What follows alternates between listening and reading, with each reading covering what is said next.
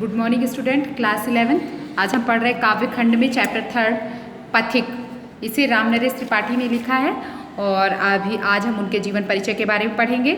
वो क्या कहते हैं? पराधीन रहकर अपना सुख न कह सकता है। जो व्यक्ति पराधीन रहता है वह सुख जो है नहीं, अपना सुख नहीं बता सकता। उसका सुख शोक के समान है। वह अपने सुख को शोक मतलब दुख के समान व्यक्त करता है। और यह अपमान जगत में केवल ये जो पराधीनता का जो अपमान है, इस संसार में केवल पशु ही सह सकता है और दूसरा कोई नहीं सह सकता है।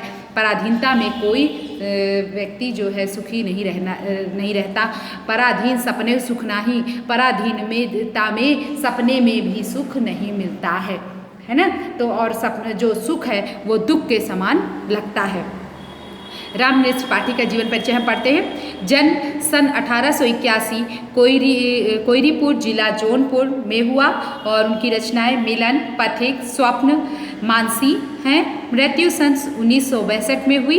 राम नरेश त्रिपाठी छायावाद पूर्व की खड़ी बोली के महत्वपूर्ण कवि माने जाते हैं। राम नरेश त्रिपाठी जो है छायावाद पूर्व की खड़ी बोली के महत्वपूर्ण कवि माने जाते हैं। आपको जब मैंने 9th में बताया था, छायावाद के बारे में भी बताया था कि जो प्रकृति के कवि हैं वो छायावादी कवि कहलाए। जो प्रकृति पर आधारित कविता लिखते हैं वे कवि जो है छायावादी कवि कहलाए। इसलिए राम नरेश त्रिपाठी जी छायावादी कवि हैं। आरंभिक शिक्षा पूरी करने के बाद स्वाध्याय से हिंदी, अंग्रेजी, बांग्ला और उर्दू का ज्ञान प्राप्त किया। इन्होंने पहले आरंभिक शिक्षा प्राप्त की और उसके बाद में स्वयं स्वाध्याय से स्वयं पढ़ करके उन्होंने ज्ञान प्राप्त किया। हिंदी, अंग्रेजी, बांग्ला और उर्दू का ज्ञान प्राप्त किया। और उन्होंने उस समय के कवियों के प्रिय विषय समाज सुधार के स्थान पर रोमांटिक प्रेम को कविता का विषय बनाया। उन्होंने पहले के कवि, उस समय के जो कवि थे वो समाज सुधार की कविताएं लिखते थे, तो उन्होंने रोमांटिक कविता लिखी।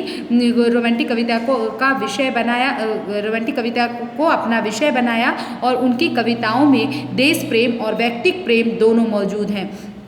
और उनकी कविताओं में देश प्रेम और व्यक्तिक प्रेम दोनों दिखाई देते हैं, लेकिन देश प्रेम को ही विशेष स्थान दिया गया है। उन्होंने देश प्रेम को विशेष स्थान दिया है। कविता कौमुदी में उन्होंने कविता अंडरलाइन कीजिए, कविता कौमुदी में उन्होंने हिंदी, उर्दू, बांग्ला और संस्कृत की लोकप्रिय कविताओं का संकलन किया है। इसी के एक खंड में ग्राम गीत संकलित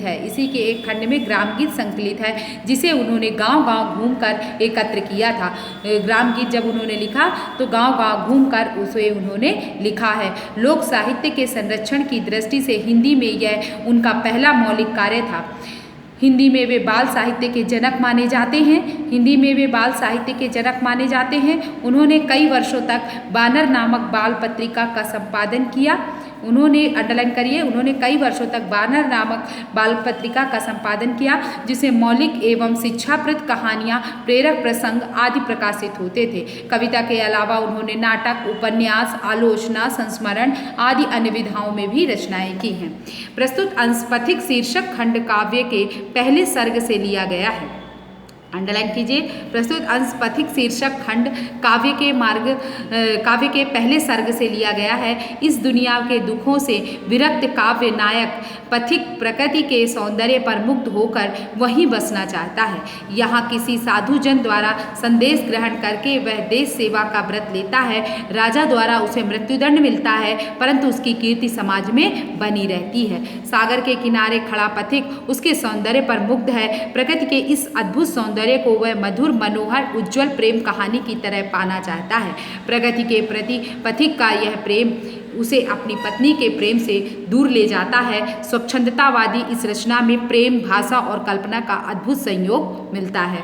तो इसमें जो है किसका मिलता है? स्वच्छंदतावादी इस रचना में प्रेम, भाषा और कल्पना का अद्भुत संयोग मिलता है। किसका? प्रेम का, भाषा का और कल्पना का अद्भुत संयोग जो है इसमें दिखाई देता है। तो राम नरेश त्रिपाठी का जीवन परिचय में समझ में आया कि उनका जन्म कब हुआ। उनका जन्म 1881 में हुआ।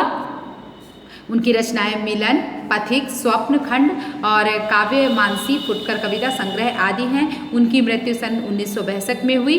रामनरेश त्रिपाठी छायावादी युग के कवि हैं। आरंभिक शिक्षा पूरी करने के बाद स्वाध्याय से उन्होंने हिंदी, अंग्रेजी, बंगला और उर्दू का ज्ञान प्राप्त किया।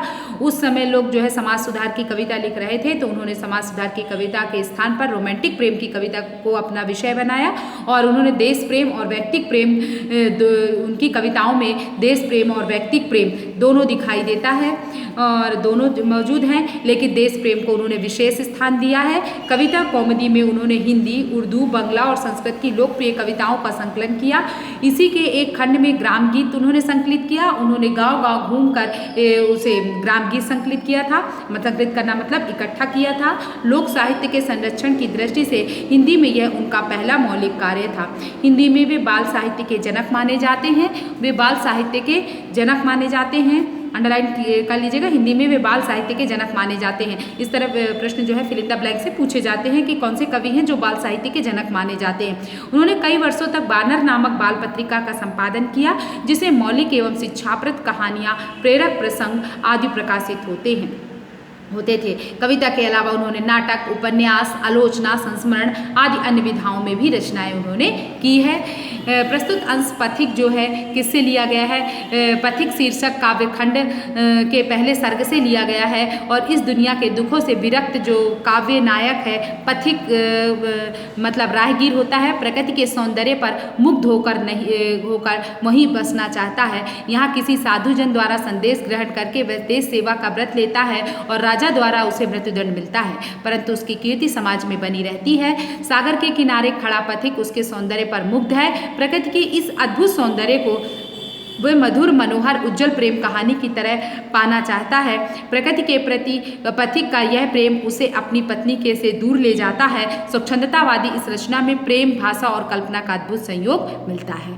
ठीक, इतना समझ में आया? जो नहीं समझ में आया डाउट क्लास में पूछ लीजिएगा।